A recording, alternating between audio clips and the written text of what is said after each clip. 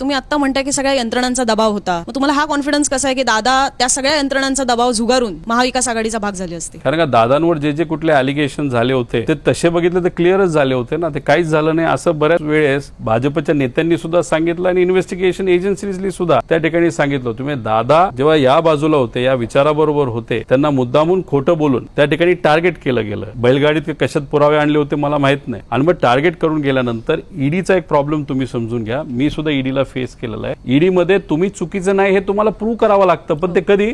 जेलमध्ये जाऊन. मग वयस्कर आई, फॅमिली, अख्खा पक्ष, कार्यकर्ते, पदाधिकारी यांना एकटं सोडून जर आपल्याला आत टाकलं तर ह्या सगळ्यांचं काय होईल? काही लोक हे विचार न करणारे असतात, आमच्यासारखे थोडे वेडे लोक. काही लोक यांचा विचार करणारे असतात की नाही, यांचा विचार करून मग दादांनी तो निर्णय त्यावेळेस तिथे घेतला असावा. आणि नंतर तुम्ही बघितलं असेल तर दादांना बऱ्यापैकी क्लीन चिट ही त्या ठिकाणी मिळाली होती. त्यामुळे दादांबरोबर आम्ही एनडीए मध्ये जाणार होतो का दादा आमच्यावर रस्त्यावर येणार होते हे मी डायरेक्ट बोलणार नाही, पण दादा भाजप बरोबर मनापासून होते हे मात्र त्या ठिकाणी नाही.